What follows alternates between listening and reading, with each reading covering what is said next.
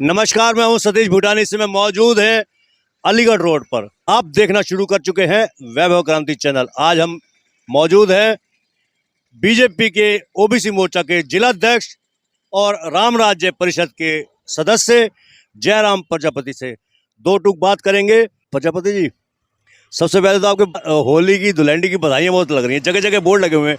Election तो है नहीं आपके अब, क्योंकि सीट रिजर्व हो गई है, तो फिर ये इतनी बधाइयाँ संदेश, ये आखिर क्या, इसके पीछे कारण क्या है? सबसे पहले तो मैं नमस्कार करना चाहूँगा आपको दर्शकों को।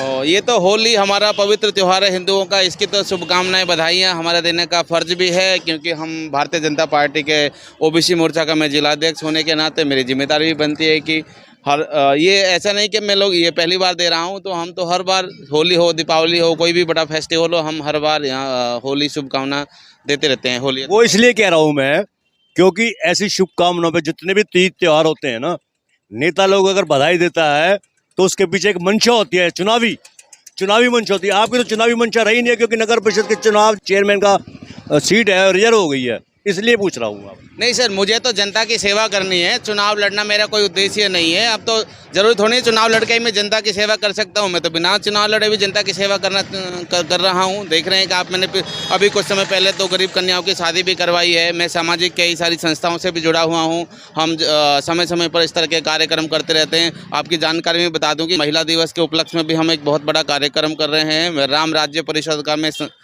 सदस्य हूँ, तो महिला दिवस के उपलक्ष्य में हम स्लम एरिया में वहाँ पे हाइजीन की जो किट होती है महिलाओं के लिए, वो डिस्ट्रीब्यूट करेंगे और साथ में उनको एजुकेट भी करेंगे कि बीमारियाँ होती हैं महिलाओं की, वो गरीब बच्चे होते हैं, 10-12 साल से ऊपर की लड़कियां होती हैं, वो शर्माती हैं, तो हम कोशिश करेंगे कि कुछ डॉक्टर्स की टीम को बुला के उनको एजुकेट करें।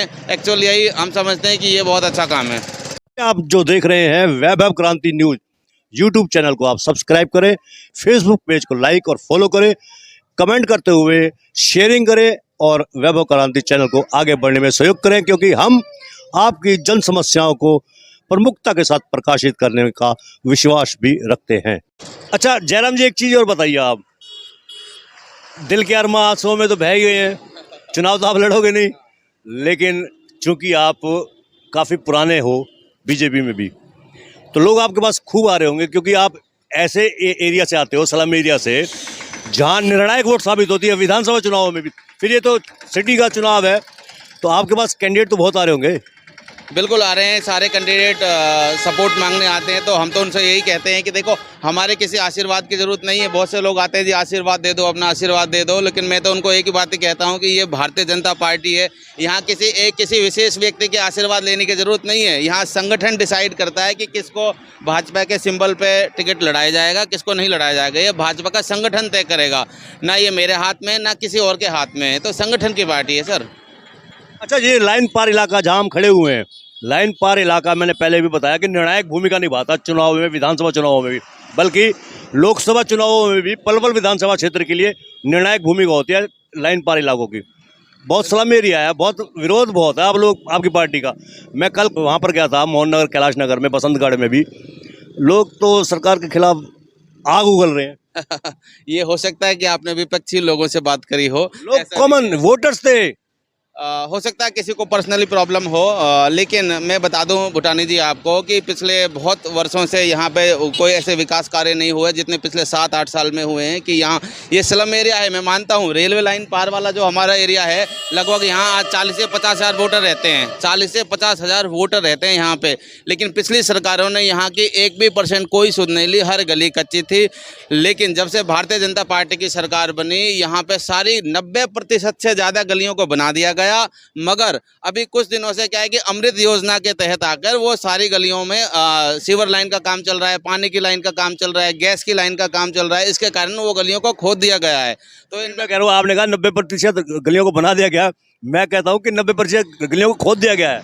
खोदा इसलिए थे कि ये एक बहुत बड़ी योजना है माननीय मुख्यमंत्री जी की, अमृत योजना, जिसके अंदर कि जहां हम सोच भी नहीं सकते थे उन गलियों में सीवर लाइन डाली जा रही है, पानी की लाइन बिछाई जा रही है, इन कॉलोनियों को पक्का किया जा रहा है। इस कारण थोड़ी सी असुविधा तो होगी, लेकिन आने वाले समय यहाँ का बहुत ही अच्छा होगा। इनके ये जो यहाँ के लोग हैं वो बहुत ही खुशी रहेंगे और सुख में जीवन जिएंगे। अच्छा, सीवरेज लाइन जो बिछाई गई है ना, उसका जो स्ट्रक्चर है ना, अगर इंजीनियरिंग की बात की जाए तो कहीं लेवल ऊंचा है, कहीं नीचा है। ये तो बहुत बड़ी गलती की है, आप लोगों ने शायद देख रेख भी नहीं की है। इस वजह से भी कहीं ना कहीं आपको नुकसान, लोगों को नुकसान उठाना पड़ेगा। देखो, अगर आप सीवर लाइन की बात करते हैं तो ये तो हमारा तो खैर वो नहीं है, क्योंकि ना तो हम इंजीनियर हैं। ये काम देखने का काम तो नगर परिषद के अधिकारियों का है, जो सरकारी जैसे जई हो गया, एमई होगा, ई होगा, उनका काम है। अगर उसमें कुछ इस तरह की खामियां हैं तो उनके खिलाफ कार्रवाई होगी। अगर उन्होंने कुछ गड़बड़ करी है इस प्रकार की तो उनके खिलाफ कार्रवाई होनी चाहिए। और हम अगर मुझे लगता नहीं वैसे ऐसा होगा। अगर कहीं छोटी मोटी प्रॉब्लम है तो उसको जरूर समाधान आपको करवाएंगे। लगता नहीं है? लोगों ने बताया कि बेस जो होता है ना, बेस वो भी नहीं डाला गया। आप कह रहे हो ना कि कुछ ऐसा नहीं हो सकता। हाँ, ये बात तो कह सकते हो कि आप इंजीनियर नहीं हो आप लोग, लेकिन नगर परिषद के जो इंजीनियरिंग ब्रांच है उनको भी देख रेख करनी चाहिए थी। ये उसकी जिम्मेदारी है कि नगर परिषद के खासकर जो जई होता है उसकी बेसिक जिम्मेदारी बनती है कि उसको सुपरवाइज करे। और बता दूं कि पिछले 1-1.5 साल से तो आपको पता है ना पार्षद हैं ना चेयरमैन है कमेटी में, और ये पिछले 1-1.5 साल से तो बहुत युद्ध स्तर पर काम चल रहा है।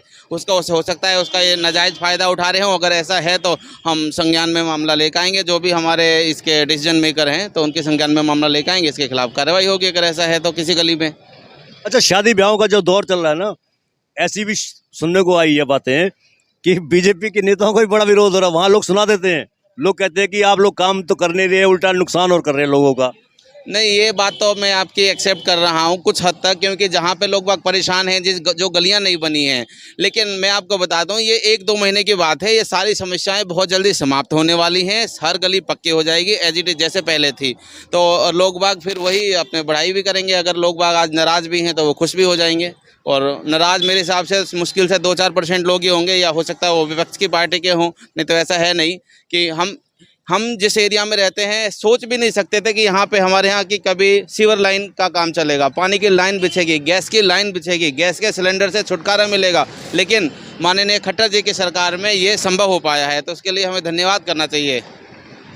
विधायक दीपक मंगला जब चुनाव हारे थे, बीजेपी की सरकार बनी थी, उनको मुख्यमंत्री का राजनीतिक सचिव भी बना दिया गया था।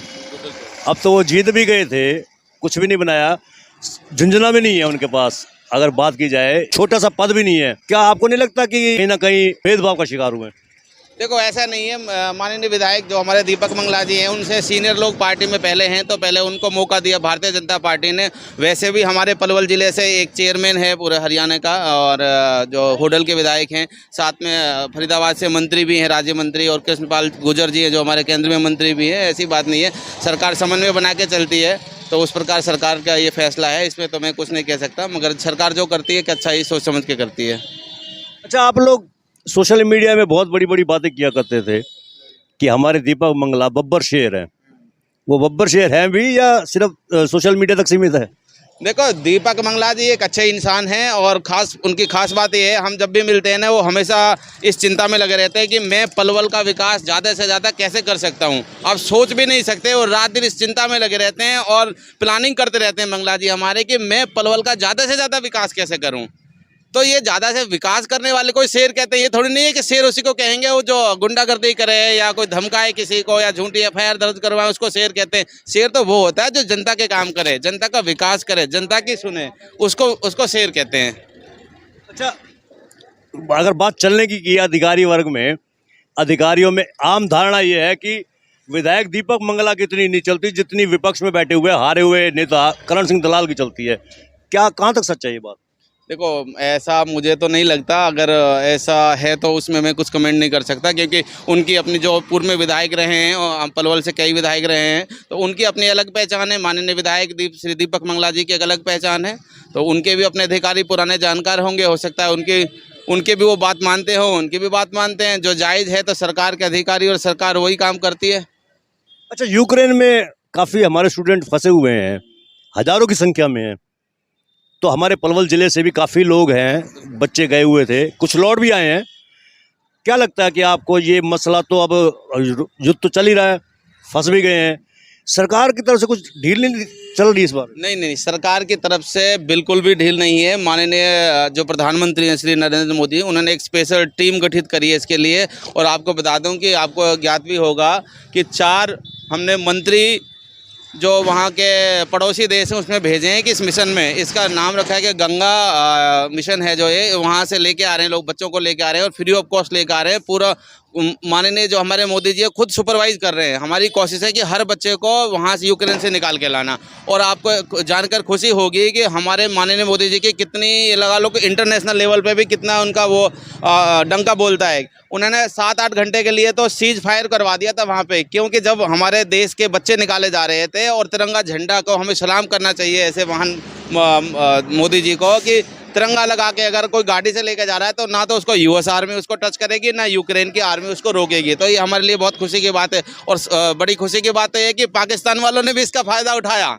पाकिस्तान के जो बच्चे थे, पाकिस्तान के कुछ नागरिक वहाँ फंसे हुए थे, उन्होंने भी हमारा इंडियन झंडा उठा के इस चीज़ का फ़ायदा उठाया इंडियन झंडे का, तब वो मुश्किल से बच पाए।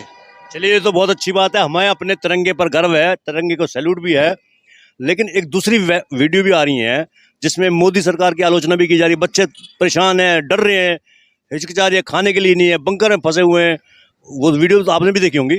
देखो, वो वहाँ पे वार हो रहा है, युद्ध हो रहा है, वहाँ पे फूल तो बरस नहीं रहे, परेशान तो होंगे। इसलिए तो मोदी जी खुद लगे हुए हैं बच्चों को निकालने के लिए। जितना भी सरकार मैक्सिमम कर सकती है वो कर रही है, इससे ज़्यादा कोई भी सरकार मुझे नहीं लगता कर सकती है, तो जितना हमारे मोदी जी कर रहे हैं।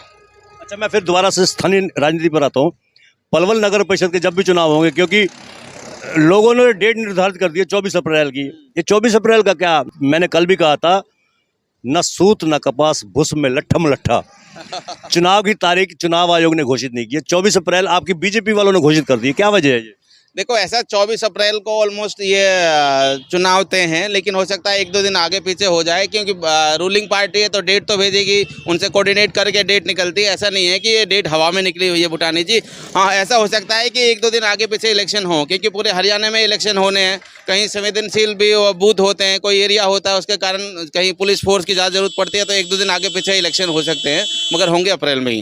किसान आंदोलन 1 साल 1 हफ्ते तक चला था लगातार, उसका खामियाजा भी उठाना पड़ सकता है बीजेपी को इस चुनाव में, नगर परिषद के चुनाव, क्योंकि शहरी क्षेत्र है ये।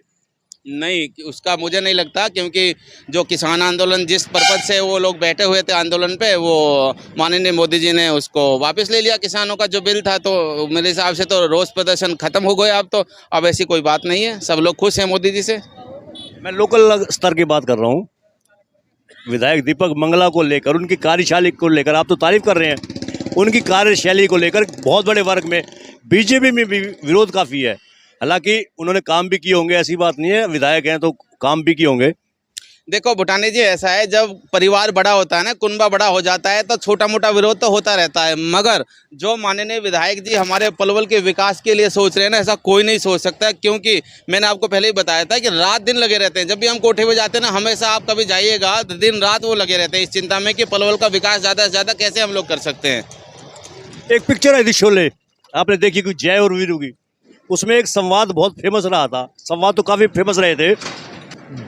जय जो है वीरू के लिए रिश्ते की बात करने के लिए मौसी के पास जाते हैं, तो मौसी ये कहती है कि भले ही लाख बुराइयां हैं तुम्हारे दोस्त वीरू में, लेकिन तुम्हारे मुंह से एक भी शब्द बुराई का नहीं निकला।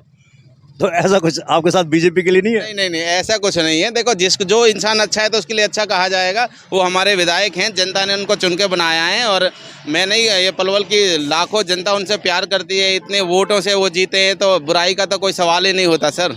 नगर परिषद की राजनीति की बात करें तो कृष्णा कॉलोनी से चुनी गई थी, वार्ड नंबर 17 से इंदु भारद्वाज, उसी वार्ड से चुनी गई थी, उसी गली में रहने वाली है, कृष्णा कॉलोनी में रहने वाली हैं। कृष्णा कॉलोनी में भी बहुत भारी विरोध रहा है। कल हमने वीडियो बनाई थी, बातचीत की थी लोगों से रूबरू, तो उनके जो नज़दीकी लोग थे उन्होंने भी काफ़ी विरोध जताया अपनी चेयरपर्सन के बारे में और बीजेपी के प्रति भी। देखो, हो सकता है उनका कोई पर्सनल विरोध हो, लेकिन उन्होंने भी बहुत काम करवाए थे, ऐसी बात नहीं। इंदु भारद्वाज जी ने भी अपने जो वो काम करवा सकते थे उन्होंने काम करवाए। पर हाँ ठीक है, कुछ काम छूटे हुए हैं, जो हमारा अगला चेयरमैन बनेगा वो करवाएगा उसको। ये तो देखो काम तो बहुत ज़्यादा है पलवल में, और हो रहे हैं। जिस कड़ी में हम चल रहे हैं उसका धीरे धीरे काम हो रहे हैं। अभी कुछ प्लानिंग है सरकार की, बिल्कुल पाइपलाइन में है, और बहुत जल्दी वो काम शुरू हो जाएंगे। 8 मार्च का आपका महिला दिवस है जो, उसका कार्यक्रम है, एक बार फिर से बताइए कि क्या कार्यक्रम कर रहे हैं आप? सर, हम राम राज्य परिषद की तरफ से महिला दिवस का हम लोग सेलिब्रेशन कर रहे हैं। ये सेलिब्रेशन हमारा जो हो रहा है कि बिल्कुल स्लम एरिया में हो रहा है, जहाँ झुग्गी झोंपड़ी है, बिल्कुल अनपढ़ महिलाएं वहाँ रहती हैं। तो हमारी कोशिश है उनको थोड़ा सा कि बीमारियों के बारे में, जो महिलाओं की गुप्त बीमारी होती है उनके बारे में उनको शिक्षित करना। और हमारी कोशिश है कि ज़्यादा से ज़्यादा वहाँ महिलाएं इकट्ठी हों, उनको हाइजीन प्रकार के किट आती है जो महिलाओं के लिए यूज होती है, हम उनको किट भी डिस्ट्रीब्यूट करेंगे। और मेन फोकस हमारा उनको महिला दिवस के उपलक्ष्य में डिस्ट्रीब्यूशन है, साथ साथ में एजुकेशन है। तो ये थे हमारे बीच में जयराम प्रजापति। हमने पहले ही कह दिया था कि हम केवल मुख्य बिंदुओं पर चर्चा करेंगे, राजनीतिक चर्चा ज़्यादा नहीं होगी, लेकिन राजनीतिक चर्चा हो भी गई वो अलग बात है। जयराम प्रजापति ने बताया कि 8 मार्च को महिला दिवस के उपलक्ष्य में उनकी राम राज्य परिषद के द्वारा उन बच्चियों के लिए और महिलाओं के लिए पैड देंगे जो कि हाइजीनिक होंगे, सुरक्षित होंगे। किठवाड़ी रोड से सतीश भूटानी, पलवल।